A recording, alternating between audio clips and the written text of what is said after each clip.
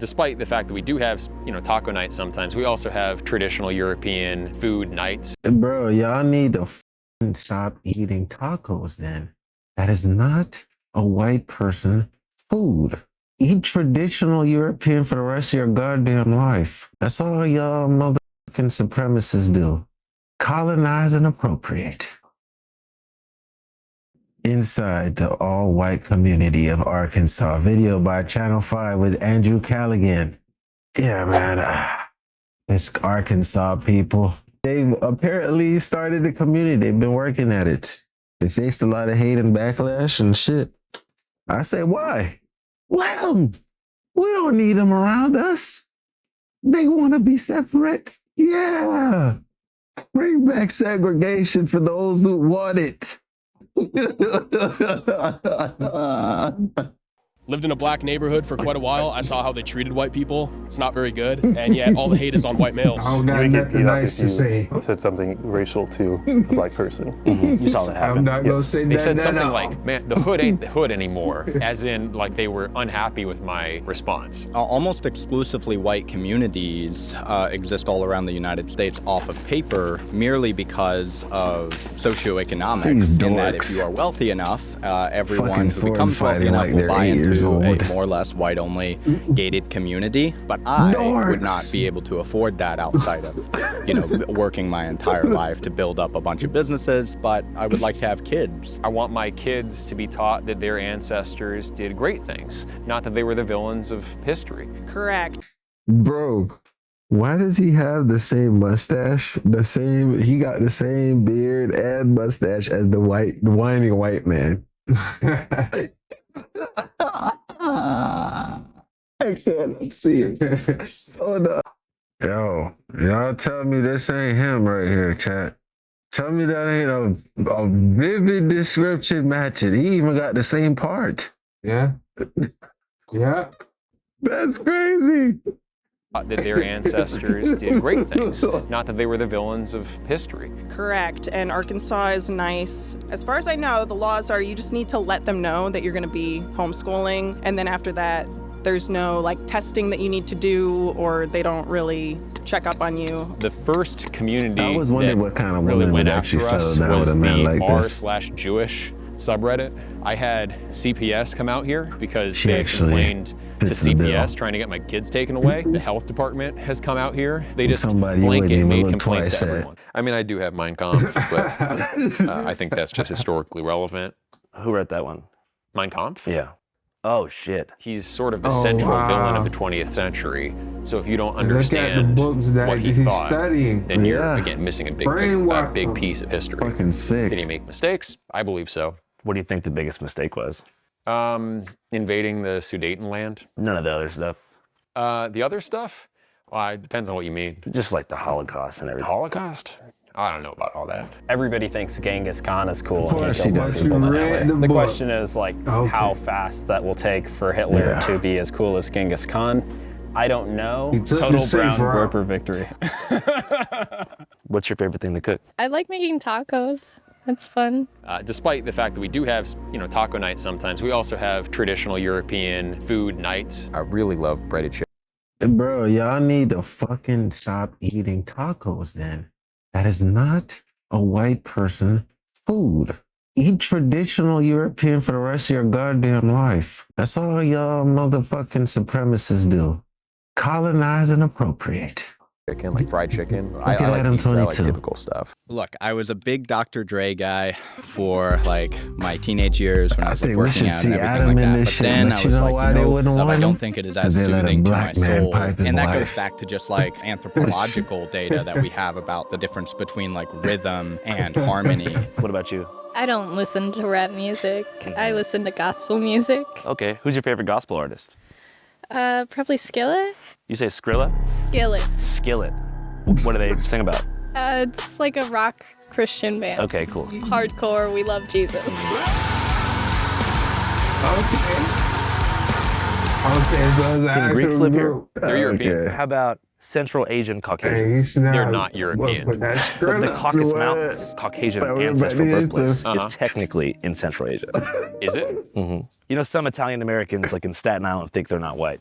Oh, They say I'm not white, I'm Italian. Yeah, and that has a lot to do with the historical uses of the term white. For legal reasons, I believe Italians and Irish were actually always considered white. Thank you. Can you show us around, you think? Sure, of course. You're watching Channel 5 News, broadcasting live from the Mojave mainframe. And today, we have a special report. Ladies and gentlemen, Hey, bro, the got a USA real good is in a setup. state of emergency, and that emergency is related to rapid community decline. In 2019, more than 60% of Americans thought that in-person community involvement was very important. Today, that number is beneath 27%, marking the sharpest dip in modern US history. Consequentially, loneliness is at an all-time high. 17% of Americans reportedly have no friends at all and spend the majority of their time either at work or on social media. In my opinion, that's bad. I don't think we're actually collectively benefiting from being the richest country on earth so much these days. You could drive for a half hour in any direction and still be in just more suburbs. If there's one thing that I want people to take away from our entire Channel 5 catalog, it's that community is the most important thing on earth. Aside from helping us to meet our core emotional needs, I believe that community really is like existential therapy that helps us to deal with the dread that accompanies the human condition. From the moment that we actualize death as young children, we spend the rest of our lives coping with the fact that an eternal silence likely awaits us at the end of this strange, beautiful, and painful journey. But community, unlike life itself, offers permanence. Through a strong and continuous community, you can achieve something close to collective immortality, at least in your mind, which helps to assuage the fear of death in a way that makes life less painful. It's deeper than getting a beer with the homies, which also is happening way less. We told you recently about a steep decline in partying among young people, 70% down. Simultaneously, people are spending more time online than ever before. And by online, I mean on social media platforms. TikTok, Instagram, Facebook, X, and YouTube. This is only compounding the mental health effects of isolation. 40% of Americans between 18 and 22 admit to being an active social media addiction. 50% of Americans say that social media has had a negative effect on their personal relationships. 60% say it's impacted their self-esteem for the worse due to comparison. 80% admit to being deceived by social media content on a regular basis. And the average screen time for an 18-year-old American in 2025 is 8 hours and 39 minutes per day. Now, let's pivot and talk about the content that dominates social media platforms. As we mentioned in our previous video about Baltimore,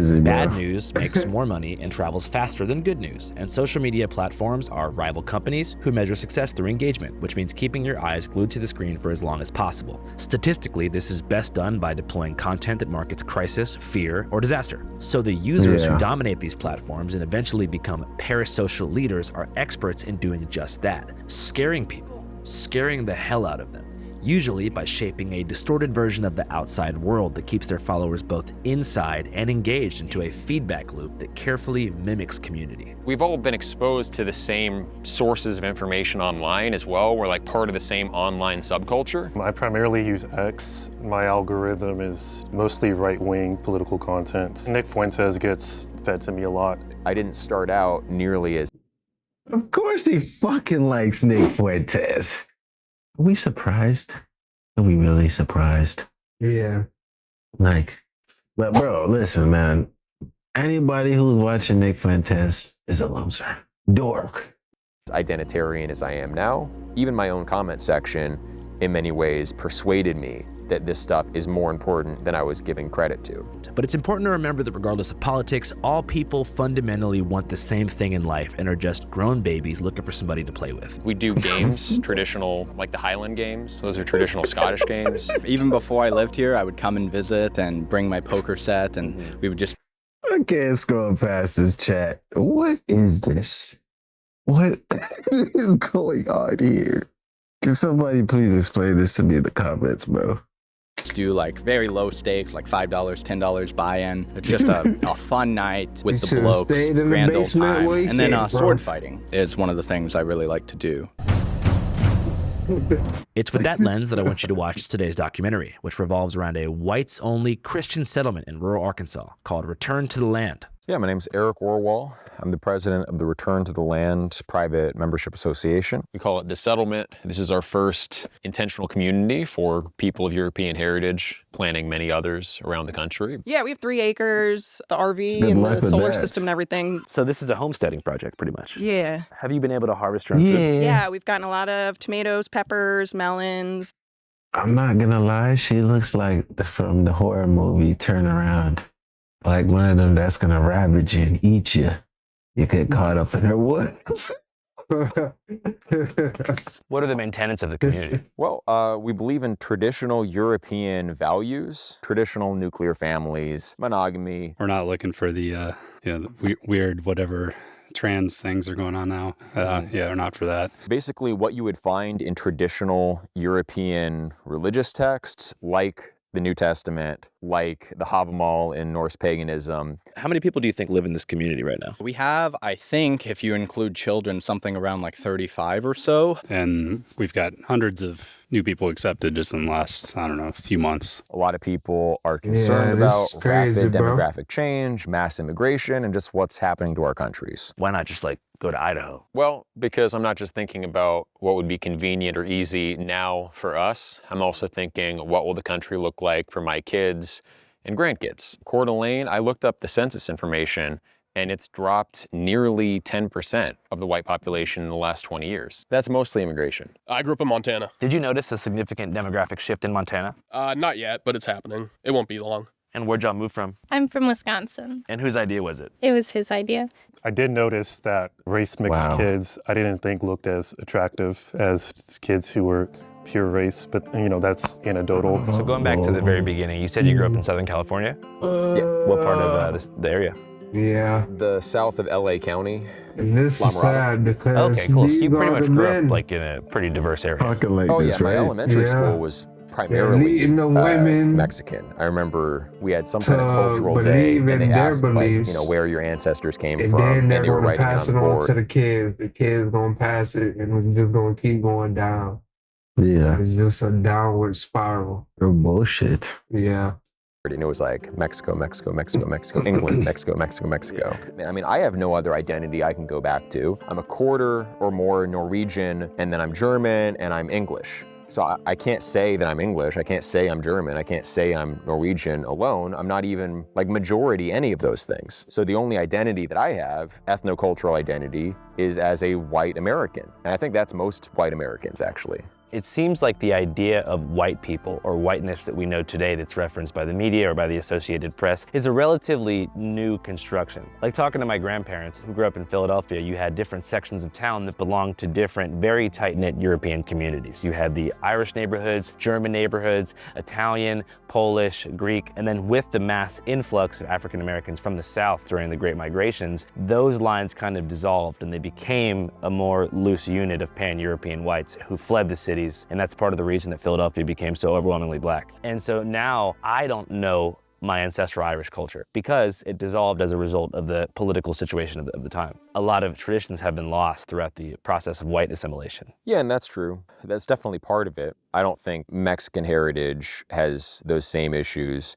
Latinos, though, it's interesting. They come from a bunch of different indigenous backgrounds, plus the Spanish influence. Yeah. And they have no problem like seeing their commonality, and they kind of embrace it. Like La Raza, it means the race. Pura la raza latina. And they're very pro this kind of unified Latino thing. Hey guys, what's up? I'm at the Waffle House, not too far away from the RTTL settlement. Very different vibe, but I'm happy to be here. Anyways, we were just talking about Mexico and Spanish stuff, so I figured now's a good time to tell you that Channel 5 actually has a second Spanish language channel with all original content from across Latino America. So if you guys want to check out a couple videos, such as Lucha Extrema, or Nahuatl Language Survival, or Inside Tepito, Mexico City's largest counterfeit market, or Mexican Independence Day, or so many more things, you can check. Shout out to bro, man. Yes, sir. For connection during his formative years in LA County, Eric decided to attend a performing arts school in upstate New York. During his schooling, he became infatuated with the works of classical European composers, who gave him a sense of tradition that he finally felt connected to. I went to school at Eastman for French horn performance, so I'm a big fan of, Bruckner and Brahms and Strauss and Mozart and Beethoven, all that stuff. After college, Eric's admiration for the Mozarts of the world morphed into a total obsession with Greek philosophy and ancient European history. Those old European cultures. Today, Europe stuff is still his primary fixation and passion. I personally have a lot of respect for the Dutch. The Mycenaean Greeks were this big force at the end of the Bronze Age. The religious traditions of pagan Europe had valuable things to teach us. All European people are descended from 3 ancestral groups: the Western hunter-gatherers, the steppe herders, and then from the Neolithic farmers who came from Anatolia around 9000 BC, initially into Greece, and then spreading everywhere else. As a Neoplatonist, I kind of agree with Iamblichus. I like. To be honest with you, I don't know if I want to learn white history through this guy. That's the thing. I don't have a problem learning about white history. I really value black history over everything. You should learn your own race's history first. But I just don't know if I would want to learn white history from someone as biased as him. When you have hate, you must already misconstrue the message. That's a problem we're already having right now, where people are retelling stories to fit their narrative. You feel what I'm saying? Yeah. Like Atlantis research, that's another hobby. You think Atlantis was a real place? 100%. And they were also in Western Europe at various times. But do you have French pride? I'm not French. These interests ultimately led Eric into a career in philosophical content creation, beginning with his first videos over 13 years ago. The term philosophy was first coined by Pythagoras. What we might call pleasure and pain, I think more neutrally and generally could be termed positive and negative subjective value. We can talk about that level of egotism as being a kind in its own right. Gradually, from 2016 on, these videos became more politicized, focusing a bit less on Plato and metaphysics and more on a shadowy global elite who uses mind control on the unawoken masses. We can sacrifice, racial purity at a national level if we get cultural and racial integrity at the local level. It's this kind of content that caught the eye of most current RTTL settlers. I believe I came across Eric's X account. He has like kind of a philosophy channel on YouTube and X. So I found him through philosophical content. I teach courses on Plato and Aristotle online. Through that, heard about Return to the Land and became interested. RTTL was initially marketed as a positive, community-based regression to a pre-industrial society. The way a state should be run is in the interest of the people, not a set of corporations, not just the ruling class, not just one man. And if you take the race stuff out of all of this, I mean, living this way does provide a pretty gratifying existence to people who've grown up in either Gen Z or millennial American society, where almost everyone is chronically online and frantically scavenging to pay rent in a limited job market. What are some things that you've built here that you're very proud of? I don't know, I probably built like 30% of that starter home, maybe like 40% of the little cabin over there. Oh yeah, the other cabin over there, I might have built like 40% of that, but Do you feel like labor gives you the most personal gratification as far as your role here? As far as my role here, yes. It's also like a good thing to like keep each other responsible. Like it's very easy, as a teenager, like, oh yeah, I'm gonna get off of school and I'm gonna go home and like play video games and, do whatever else you do as a teenage boy in your bedroom for like 4 hours. And then like, before you know it, the day's gone, Yeah. Whereas here, if me and Jonathan, we're like being unproductive or whatever, we can kind of kick each other in the ass and be like, hey, like, what's going on? What's your favorite thing to do around here? I like to cook. I've cooked for the guys that were here. I don't really have hobbies or anything. She cooks a killer steak. I like being appreciated for my cooking. Almost everyone here at the land, I think, worked on this. But the reason behind it. So most guys don't have any experience and we're just learning from YouTube. So YouTube taught you to build a house? Yeah, essentially. We bought it like raw, undeveloped land, so that's been exciting. What's the thing out here that you're most proud of in this homestead project so far? Probably the garden. I feel like David put a lot of work into just getting this ready for us to be here. So I believe that polities should be small in scale to the point where you could conceivably know everyone in the community. I think there should be a diverse set of communities for people to choose from, like the Greek city-states. If you didn't like how Corinth was governed, well, you could move to Athens. Building from the intellectual framework that Eric has created, race seems to almost arise as an unnecessary flashpoint for a group of people in a virtually all-white area who are primarily concerned with their homesteading project. Yet still, it's brought up constantly. I hate to be that guy, but like I've had a lot of black friends. Okay, top 5 black people. Tommy Sotomayor, Louis Farrakhan, let me think. The Hodge twins, and Jesse Lee Peterson. Black Lives Matter is a man. Hold on, chat. Yeah, chat. So Louis Farrakhan, I don't know too much about. I don't know him, but let me think. The Hodge twins, and You see, once he start going there, everything after this guy, Louis Farrakhan, who I don't know about. Let me think. It was Farrakhan, him. These boys right here. Them boys. Yeah. Them boys are Caracases, boy. The Hodge twins and Jesse Lee. Look at this. Look at the flag in the background, chat. You think I'm lying, bro? Yeah. White History Month. Peterson. Black Lives Matter is a far left liberal. Oh my God, hold on. I gotta run it back.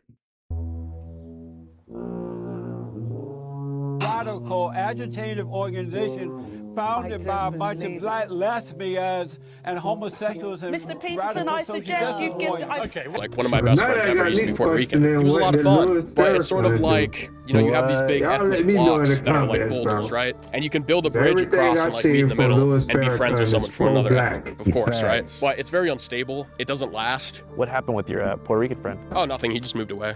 He moved back to Puerto Rico. Were you sad? I was a little bit sad, yeah. Damn, that sucks, man. Hey guys, what's up? Communities like the one here in the Ozarks are real-life manifestations of online echo chambers. When people start relying on Facebook groups, message boards, and fringe YouTube channels for information, the digital feedback loop eventually spills into the real world. Beliefs get reinforced, outsiders get villainized, and an entirely ground that comes to this story. The attention is how to figure out Vantage plan. A2 don't urge you. This is Josephine Moore, and we live on the land here at RTTL. Have you guys had any kids yet? No, we're not married. yet. Oh, you guys are dating? Yes. Courting. What's courting? Courting is just like dating with more steps. Essentially, we have to be like verified by our supervisors and guardians, people we look up to and respect, and they both monitor our relationship and help to advise whether or not we are good for each other. If they decide we are good for each other, then they walk us along and help us to pursue the relationship that would, you know, end in the best outcome, which would be getting married and having as many children as possible. For Jonathan. Okay, so they basically subscribe to that whole church way of thinking for sure.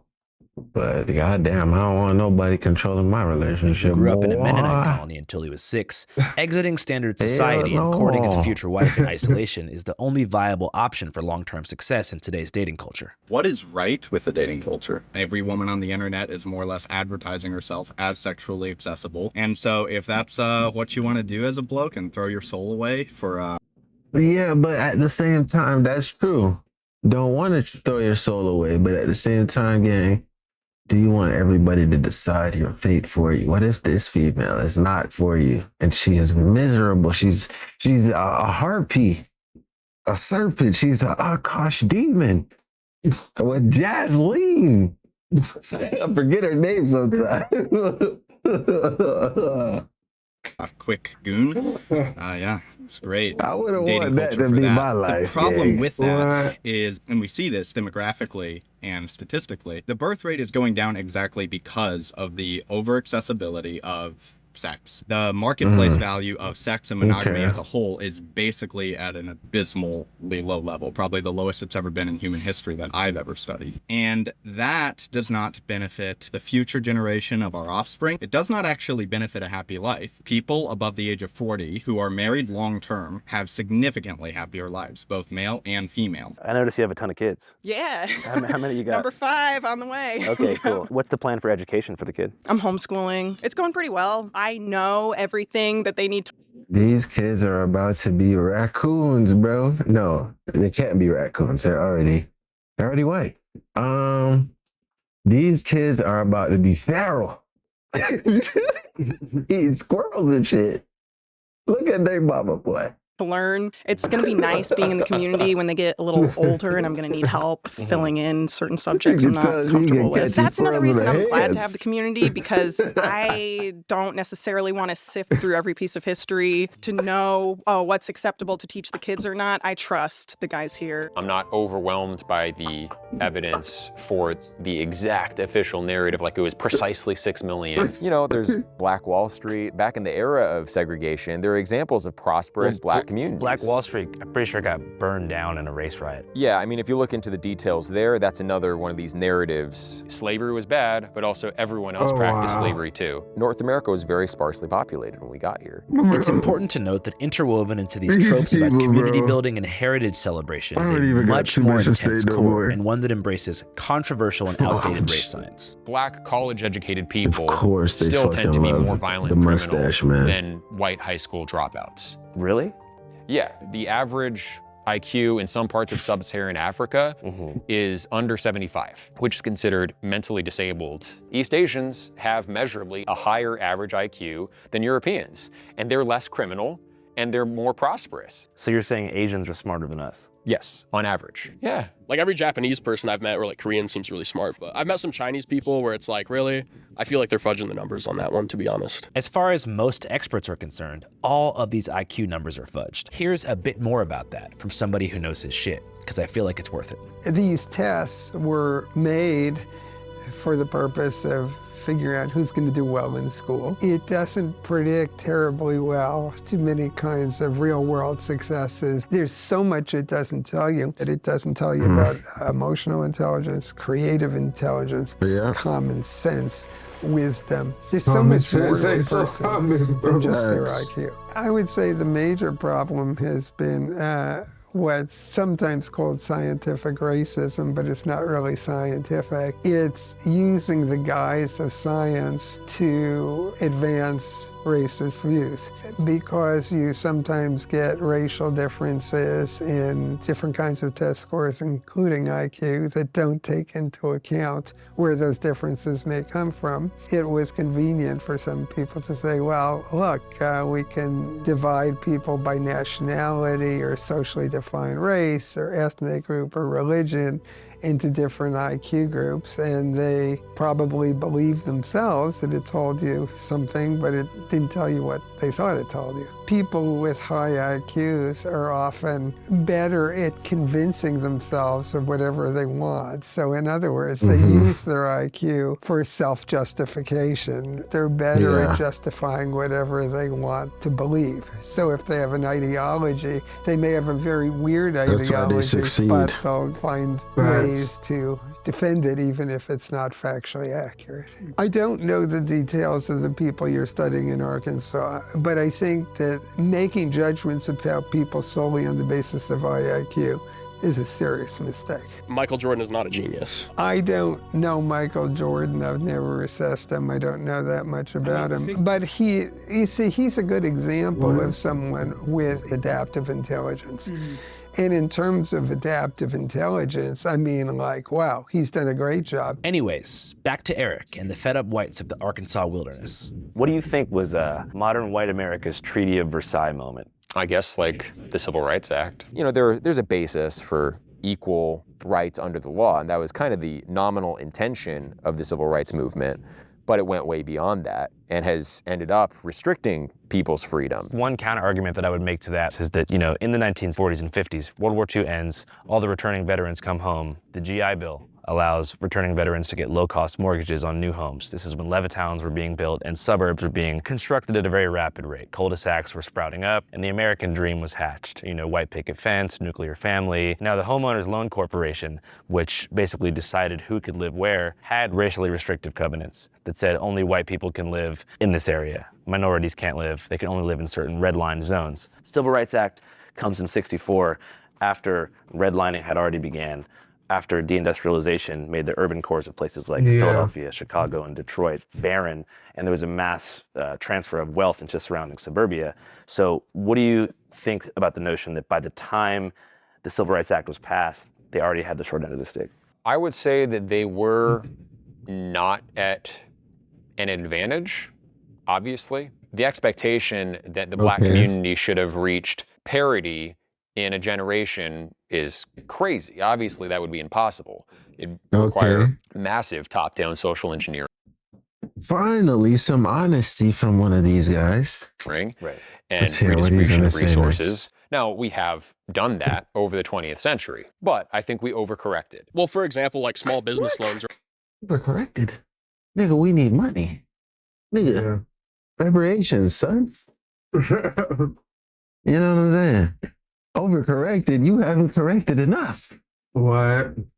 Hey, these niggas, but right? Like there was something that they sort of blew the water off of like 6 months ago or something it ain't like even that. for us And it's now. basically a fact that if you're not It's a for white these male, like you're FBA getting boys, like, so they get out I the forget the comments exact worrying numbers, so about don't their hold me to money. it, but like $10,000, $90,000 more to start a small business just because you're a minority. You know, as a white male, you're putting so much more back into the system and we're getting less and less out. It's basically parasitic. In limited cases, maybe when it's historically verifiable that this person was a slave on this plantation, the wealth went to this person. You know, if it's all on the books, then I think that's fair. Actually, some cases of reparations of that kind have taken place. So I'm all for that. But there's a more general narrative that black people are where they are in society today because of continual systemic oppression and white supremacy. And I don't think that's true at all. Do you think Bro, this guy's an idiot. there's any solution in America politically that could lead to a reduction in homicides in a place like Baltimore? I think the options are remigration or death penalty. It should be noted that We're RTTL's all opposition entitled to to the our Civil Rights Act opinions, is beyond an ideological one. he's an And idiot. it's Martin Luther King Jr.'s ghost still itself that can stand come on back it. and f this place up. You see, the 1964 rulings included something called the Fair Housing Act, which was designed specifically to stop things like this from happening. Isn't the Fair Housing Act technically supposed to restrict this kind of thing? Well, no, because there are exceptions for private associations, and we're not selling real estate. When people buy a share in the company that owns the land here, they're not getting a deed to land. They're getting the right to homestead in our community. All the initial LLC members, they paid the real estate company directly through the escrow agent. Unlike a residential development, which is owned by a real estate company that must follow fair housing guidelines, RTTL is an LLC, a limited liability corporation, technically operating on a commercial property that was once owned and zoned by a logging company. So the settlers there are actually partners in the company who must apply with the board to be shareholders. So you basically buy stock in a company, and then that in turn gives you usage rights for the land. Right, shares in a private company. And company boards can refuse the sale of shares to whoever they want. They're not explicitly legally required to give a reason why. You see what they did? I mean, obviously, European heritage is very important to us, and you'd be surprised, really, by the number of people that, despite knowing that, they'll get through the interview. I've asked them about their ethnic background, and then they mention, oh yeah, but I have a Colombian wife. It's like that kind of thing. It's kind of contrary to our values as an association. What if the Colombian wife is like 100% Spanish blooded? Well, then it's probably fine. How much did that first share cost? About $6K. It's pretty low. I think that was for about like 3% share in the LLC. How much do you think it cost you overall to get to this current point? It's just not too anti-black. much compared to like a normal house. And how close do you feel like you are to true self-sufficiency where you wouldn't technically have to leave? Pretty far away from that. It's a good goal. This is our first year really here, so let's just like adding one piece at a time. You could build a small cabin or have a building delivered for $5,000 to $10,000. So that plus the cost of the share itself, you could really reasonably get started with about $50,000. Is your goal ever to pave these roads, or do you Did they kind of ever like the look up rugged what the tropical, Appalachian feel? No, I mean, what the natural disasters are in that area? I started off by saying tropical, but I meant natural disaster. You know, every area has a natural disaster. Yeah. Florida, we have hurricanes. In Texas, y'all have tornadoes. I wonder what their shit is. California has earthquakes. They gotta have some. And with them boarded up houses, that shit ain't gonna offer no protection. one day, if we could pave all these roads, it would be awesome. Yeah. But They didn't do no Orania research in into South that Africa, shit. they have 3,000 people. They bought an already existing town. In fact, all right, chat. So I just decided to Google what are natural disasters. It seems that there's flash floods, tornadoes, ice storms, hurricanes in 2008. And earthquakes. Oh, they have earthquakes too? Yeah. Shit. Flooding event, seismic event. But that was in 18. Yo, they haven't had a major event in a minute. Oh, them boys were smart picking that area. Yeah, it's pretty safe for Arkansas. What? God damn. Y'all lucky, boy. Y'all lucky. You know, and then develop from there. And even they still have dirt roads. So it's going to be quite a while before we get these paved. It should come as no surprise at all that they chose Arkansas for this project. It's a red state with low government oversight and a bunch of its own problems. Plus, the settlement is ungodly far from any population centers.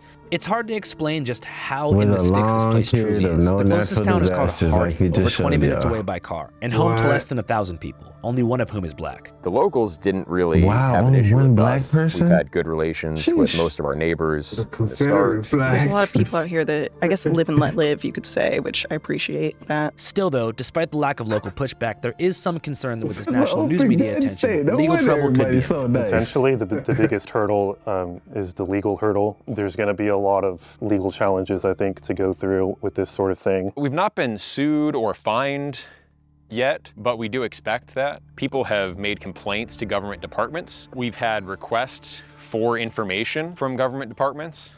So I think investigations are happening, and we'll have to wait months to really find out. Even with potential legal complications on the horizon, most people there feel like it's worth it.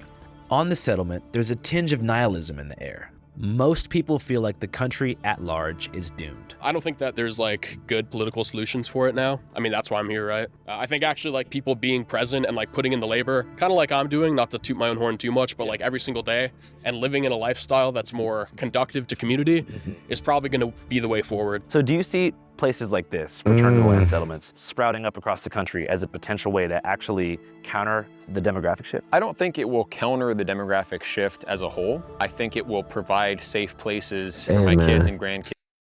I'm starting a new foundation, Return to Black, okay? Let all the blacks in America come and fly to Florida. I was about to say Jamaica. Fly to Florida, man. Everybody, we're gonna take over every corner, every block. We're gonna make them run away. Florida's gonna go from red to goddamn black. Kids to grow up valuing their culture, and that's what I'm going for. You know, that's my goal. I think the solution looks something like what we're doing here. I think that's probably the best course of action. I think the best we can hope for with politics is just to be left alone. I don't think realistically with the electoral maps we're looking at right now, there's ever going to be Uber-based gets elected. Nick Fuentes actually could probably do a pivot which I think he's already kind of doing, where he focuses less on the race question, more on Israel, and gets a broader coalition for electoral politics, so it's possible, but they're trying to hide their politics now. They realize the next Führer or anything. And right now there are several communities being organized. Come on, One bro. of the things I've been up to lately is getting ready to go to all those sites where there are groups of people who want to do this and help them get organized, help them, decide who their board of... Yeah, chat. Well, we were basically done. You know what I'm saying? There's not really too much for y'all to go watch, but yeah. We're out of this one, man. I've had enough of hearing this Eric, the whining white man, speak any longer. Literally gave me the side profile of that. He just doesn't have the beard right now in this one. But TRaw. Yeah, man, I don't support this at all, bro. And bro, I don't know. Bro, actually, remind me of this one movie that I seen, like people who are like too deep into like politics and stuff like that.